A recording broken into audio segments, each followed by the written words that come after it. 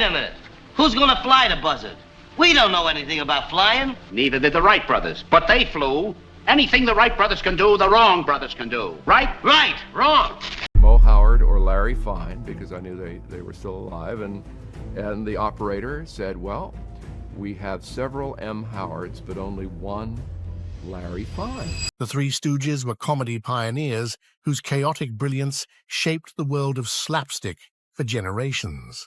Behind their on-screen antics, however, were real stories filled with unexpected struggles, personal sacrifices, and hidden truths that fans rarely heard about. Join us as we talk about Three Stooges facts that were concealed from fans. 15. Final project cancelled after Moe's cancer diagnosis. If we're talking about the Three Stooges facts that were concealed from fans, we can't help but reveal to you that Mo Howard had one final dream project that never made it to the screen. Long before the slapstick, eye pokes and rubber hammers made him a comedy legend, Mo was just a boy from Brooklyn with a bowl haircut and a burning passion for the spotlight. As a kid, he would skip school just to hang around the local theater, not to cause trouble, but to watch the actors and imagine himself on stage. That dream stuck with him, and by the time he hit the vaudeville circuit in the 1920s, Moe's fierce ambition and comic timing had already started to shine. He wasn't just the leader on screen, he managed the group's business off-screen too, keeping things running even through health scares, cast changes, and the rise and fall of studio contracts. But what most fans never knew was that in his final years, Mo was quietly working on a new project. It was meant to be a tribute to everything the Stooges had accomplished, a kind of full-circle finale, blending old routines with fresh material.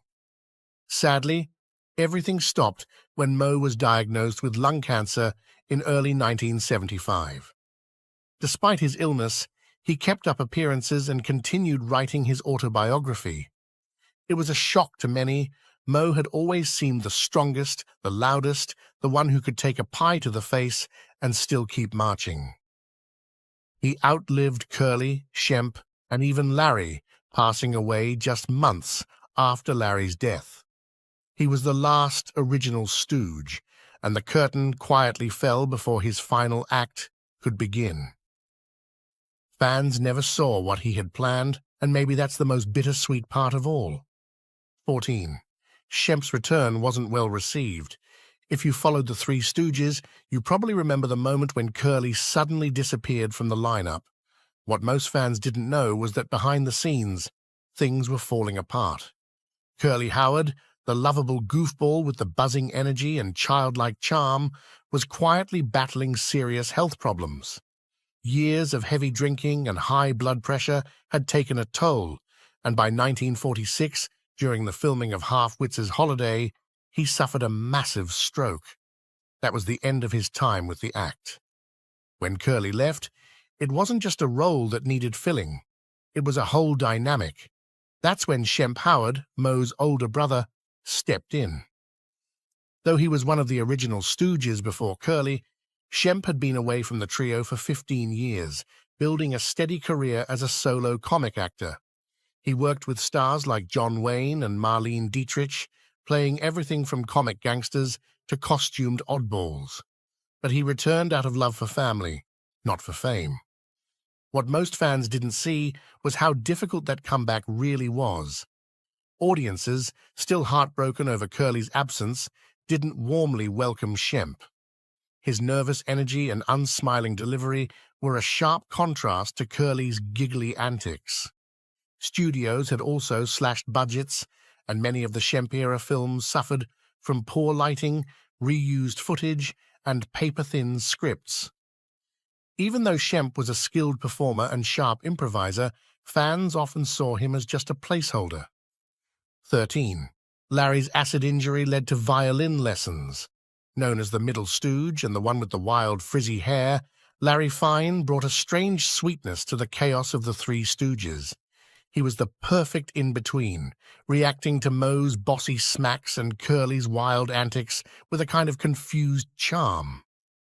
But what most fans never learned was that Larry's path to slapstick stardom began with a near-tragic accident involving acid.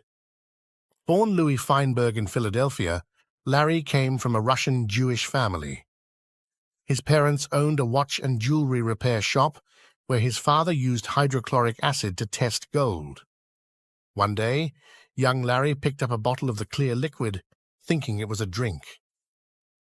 His father noticed just in time and slapped it from his hand, but not fast enough. The acid spilled onto Larry's forearm, burning deep into the flesh. The damage was so severe that it left the muscles weak and trembling. To help him heal, his parents signed him up for violin lessons, hoping that moving the bow and working the strings would rebuild strength in his arm. But something unexpected happened. Larry didn't just get stronger, he got good. His talent was so clear that his parents dreamed of sending him to a top music school in Europe. That dream was cut short by World War I, but the violin remained part of Larry's life. He even brought it into the Stooge routines, often surprising audiences with his graceful playing in the middle of the madness. 12. Underpaid despite box office success. Maybe some of you are wondering how much the Three Stooges earned for all those laughs, bruises, and legendary routines. The truth is more painful than a poke in the eye. Despite being one of the most beloved comedy acts in film history, the Stooges were shockingly underpaid. When they first signed with Columbia Pictures in 1934, the trio was paid a total of $1,000 per week, not per person, for the entire group. And yet their comedy shorts quickly became some of the most watched reels in theaters across America. During the 1930s and 1940s, their 18-minute films were often the highlight of the night. In double and triple feature showings, audiences would cheer loudest for the Stooges. Box office profits soared, but their earnings didn't follow. Even when their salary eventually rose to $7,500 a week, it was still split among all three, and later four, members. Columbia Pictures treated them as a single act, which meant they had no power to renegotiate individually. Worse, the studio kept all the rights. The films were re-released in theaters, shown on television, and later sold on VHS and DVD, generating millions of dollars in revenue long after the original productions ended. The Stooges never saw a penny of that. Things didn't get better with time. When Curly Joe DeRita, the last active Stooge, lay dying in 1993, his share of merchandising profits suddenly dropped. His wife and Larry Fine's granddaughter filed a lawsuit against Moe's heirs, accusing them of stealing over $5 million. 11. Columbia kept them on tight contracts. Of course, this was not the only injustice that the Stooges experienced without the fans knowing it. While they made millions of people laugh, behind the scenes, they were trapped by contracts that gave them no freedom and little reward. Columbia Pictures, under the control of studio boss Harry Cohn, held the trio in what some called a contract prison. And Cohn made sure the bars were tight. Instead of offering a long-term contract with security and fair raises, Cohn used a legal tactic called the open option clause. This meant that the Stooges' contract had to be renewed every year, but only if the studio chose to do so. The Stooges had no say in it. If their popularity dropped, Cohn could fire them immediately. But if they became more successful, they weren't allowed to ask for better pay or new terms. Their success became a trap they couldn't escape. Even worse, Cohn carefully hid information about how well their shorts were doing in theaters. Audiences across the country packed into cinemas, often just to see a Three Stooges short before the main film. But the Stooges were never told how valuable they were. Cohn feared that if they saw their real worth, they might demand more money or attempt to break free. They filmed as many as 8 shorts a year, each packed with stunts, slaps, and physical risk. Yet the studio refused to promote them as stars. They were never treated as true artists, just as a cheap but profitable act. Moe once said they were the most famous unknowns in America. 10 performed their own dangerous stunts. And speaking of how underrated they were, did you know that the Three Stooges often paid for their laughs with real pain? While fans howled with laughter at eye pokes, hammer whacks, and falling furniture, what they didn't see was the real violence happening just off camera. Much of it was encouraged, if not demanded, by director Jules White, who believed that more pain meant more laughs. For him, comedy came with bruises. White had a reputation for pushing the physical gags to extremes. He often insisted on using real mallets, saws, and scissors in scenes, caring little about the danger it posed to the actors. It wasn't just for effect, it was his signature style. These weren't carefully choreographed stunts with safety crews on standby. They were fast, low budget, and risky. Injuries happened constantly. Moe Howard once broke his nose during a scene. Curly slammed his head against a wooden beam and needed 6 stitches. Larry Fine ended up with a fountain pen stabbed into the back of his skull. And those were just a few examples. They never stopped filming. There were no breaks for recovery. The show had to go on, no matter how many real hits they took. Behind the slapstick was sacrifice. These men didn't just act silly, they put their bodies on the line for every joke. And the truth is, they rarely got credit for it. 9. Hitler allegedly put them on his death list. In one episode of their long career, the Three Stooges did something so bold, so ahead of its time, that it stirred rumors for decades. In their 1940 short, You Nasty Spy, the Stooges became the first American comedians to take direct aim at Adolf Hitler. At a time when Hollywood avoided criticism of foreign leaders and America was still clinging to neutrality, they went straight for the throat of Nazi ideology. The satire was sharp, ridiculous, and fearless. But what fans didn't know was the whispered tale that followed, that Hitler himself allegedly placed the Stooges on his personal death list. In You Nasty Spy, Moe Howard transformed into Moe Hailstone, a clear caricature of Hitler. Curly became a bumbling take on Goering, and Larry took a jab at Goebbels. The trio mocked everything from the dictator's speeches to concentration camps and book burnings. With just 7 days of filming, the short was rushed into theaters in January 1940.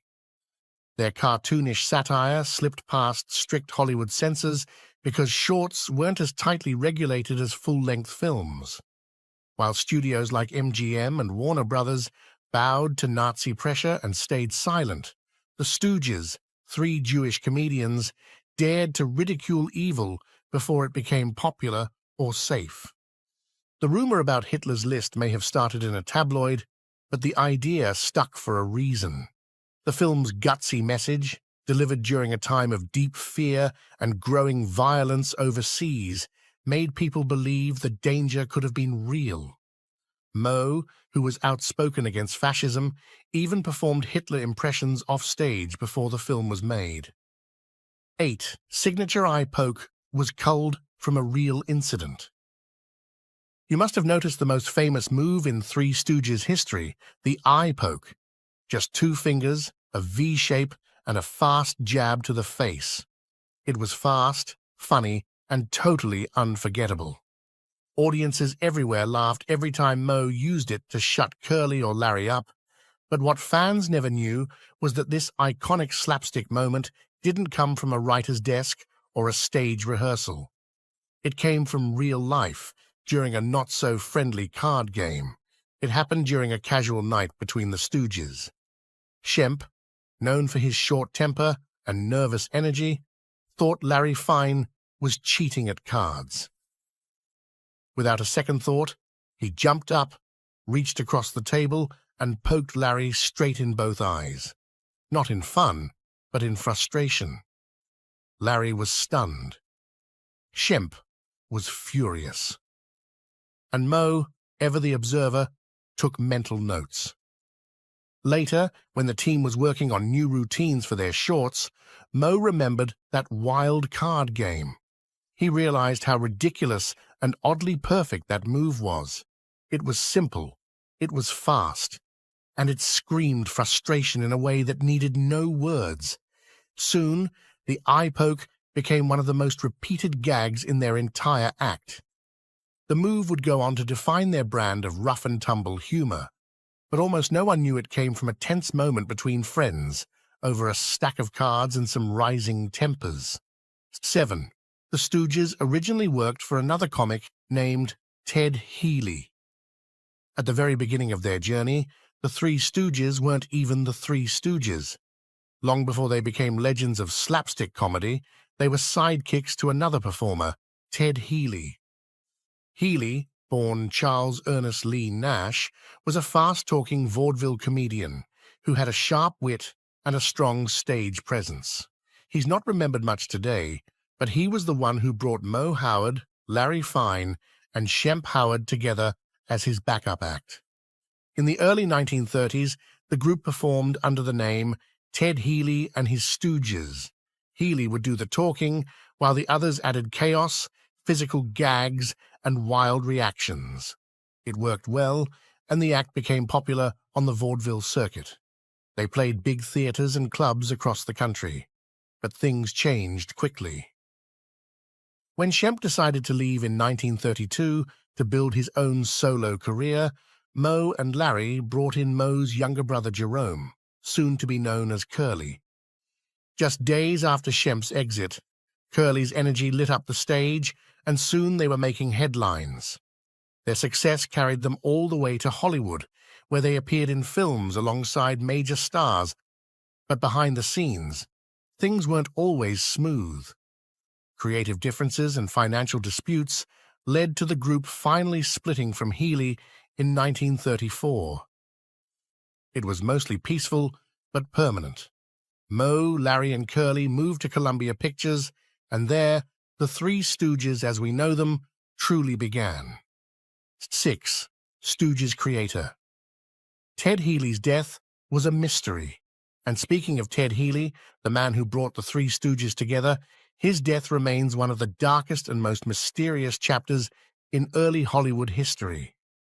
While most fans remember Healy as a loud, fast-talking vaudeville comic who helped launch Moe, Larry, and Curly into the spotlight, few know that his final night was filled with violence, confusion, and secrets that still haven't been fully explained.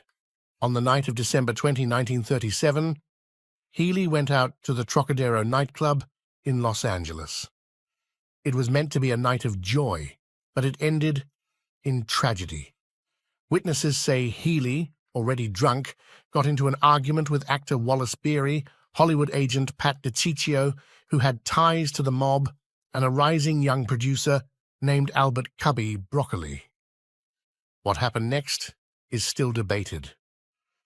Some reports say Healy was beaten badly in the club's parking lot. Others claim it was a brief scuffle that ended with a handshake. But the next morning, Healy was dead. His face was bruised, his body battered, and yet the official cause of death was listed as kidney failure from alcohol consumption. The autopsy raised eyebrows. So did the speed at which the case was closed. 5. Moe got his hair cut because his mother wanted a girl. If Moe was recognizable by anything, it was his hairstyle, straight bangs, and a bowl cut that never seemed to move, no matter how many pies hit his face. It became part of his identity, the visual stamp of his stern, bossy character in the Three Stooges. But what fans never saw coming was the surprising story behind that look. Long before Hollywood cameras started rolling, Moe's hair told a very different tale. As a young boy, he didn't have the severe haircut people would later associate with him. In fact, he had long, curly hair that his mother adored. Jenny Horwitz had always wished for a daughter, and Moe's soft curls gave her something to hold on to. She refused to cut it, seeing him as the closest she would get to having a little girl. But Moe wasn't too happy about it. His long curls made him the target of teasing and jokes from other kids at school. Day after day, he endured the laughs, the name-calling, the embarrassment. One afternoon, he'd had enough. Without warning anyone, he grabbed a pair of scissors and hacked off the curls himself. It wasn't clean or neat. It was uneven, blunt, and odd-looking. But it was his decision, and it was the first step in shaping the tough, no-nonsense persona he would carry for the rest of his life. 4. Curly got his signature walk after accidentally shooting himself in the foot. The next fact you missed about the Three Stooges might change how you see one of the most beloved comedy characters of all time. Curly, with his clean-shaven head, round frame, and wild sound effects, was the heartbeat of the group. Everything about him, his voice, his expressions, his timing, was unforgettable. But his famous shuffled walk, the one that made audiences burst into laughter before he even said a word, wasn't just for laughs. It came from real pain. Before he ever stepped on stage, young Jerome Curly Howard, nicknamed Babe by his family, had a serious accident.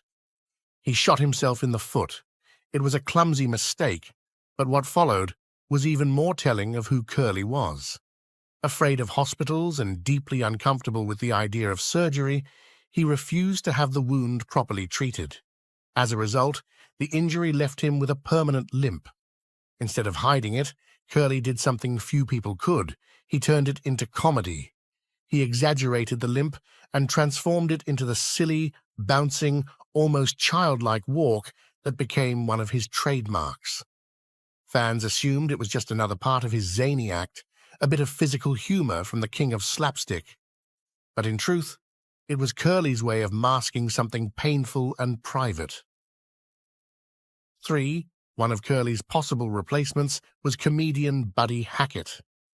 When Curly Howard suffered a devastating stroke in 1946, it sent shockwaves through the Three Stooges world. For fans, it meant fewer appearances from the beloved clown who brought so much joy with his high-pitched voice and chaotic energy. But for Mo Howard, it was much more personal. Curly wasn't just a co-star, he was Mo's little brother. Mo had spent years trying to help Curly live a healthier, more stable life. But between late-night parties and heavy drinking, Curly's lifestyle caught up with him. As it became clear that Curly could no longer return to the act, the pressure was on to find a replacement. Director Jules White began looking for someone who could fill the impossible shoes left behind. White reached out to rising comedy star Buddy Hackett. Hackett was a Catskills favorite, known for his sharp timing and thick New York accent. He had the energy and comic sense to possibly carry the role. But Hackett said no. At the time, he had a wife and a young child with another baby on the way. Hackett knew what being a stooge meant. It wasn't just about being funny, it was about fitting into a rhythm that had been built over years. "I just didn't want to wake up every morning and wonder how the other two guys were feeling," Hackett explained. 2. They were nominated for an Oscar. Until now, we've talked about how the Three Stooges were underrated, so you might be surprised to learn that they are the only slapstick comedy team of their kind to ever be nominated for an Academy Award. That's right, those masters of eye pokes, head slaps, and chaotic gags actually made it all the way to Hollywood's most prestigious stage. It happened in 1934, with their third short film for Columbia Pictures titled Men in Black.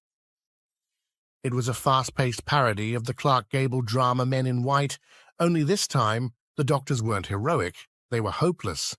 Mo, Larry, and Curly played bumbling physicians who meant well, but left behind a trail of confused patients and shattered hospital equipment. Packed with quick jokes, absurd situations, and classic catchphrases like calling Dr. Howard Dr. Fine, Dr. Howard, the short was a hit with audiences. What many fans never knew was that the film caught the attention of the Academy of Motion Picture Arts and Sciences. That year, Men in Black was nominated for an Oscar in the Best Short Subject Comedy category. It didn't win, but the nomination alone was a major moment for the trio. While it didn't bring them golden statues, it did change their fortunes. Thanks to the critical and box office success of the film, the Stooges earned a better contract and a pay raise from Columbia. It showed the studio that these three knuckleheads were more than just a filler act between features. One, they performed live. What also few people know is that the Three Stooges weren't just television and movie stars, they were also a live act. Long before their classic shorts were endlessly replayed on TV, and even while they were still filming with Columbia Pictures, the Stooges took their slapstick routines on the road. Throughout the 1950s and 1960s, they toured across America, performing live for fans who couldn't get enough of their physical comedy and silly sound effects. These shows were full of the classic chaos, eye pokes, pratfalls, and endless shouting of "spread out." But there was something special about seeing it live. Fans got the rare chance to hear the Stooges' voices echo through real theaters and feel the energy of their performances up close. The tours gave them a second wave of popularity, especially among kids who rushed to theaters in towns big and small just to see them in person. After Curly Howard passed away in 1952, Joe DeRita, also known as Curly Joe, joined Moe and Larry in the act. He wore a shaved head and carried himself in a way that reminded audiences of the original Curly, but not everyone understood the change. One young fan, excited to meet the trio, asked Larry during a meet and greet, "Where's Curly?" Without skipping a beat, Larry answered flatly, "Curly's dead." It was harsh, maybe, but honest, and probably the only way Larry knew how to say it. If you had to join the Stooges for a day, which role would you take, leader like Moe, wild like Curly, or the calm middleman like Larry? Let us know in the comments, and subscribe to our channel for more.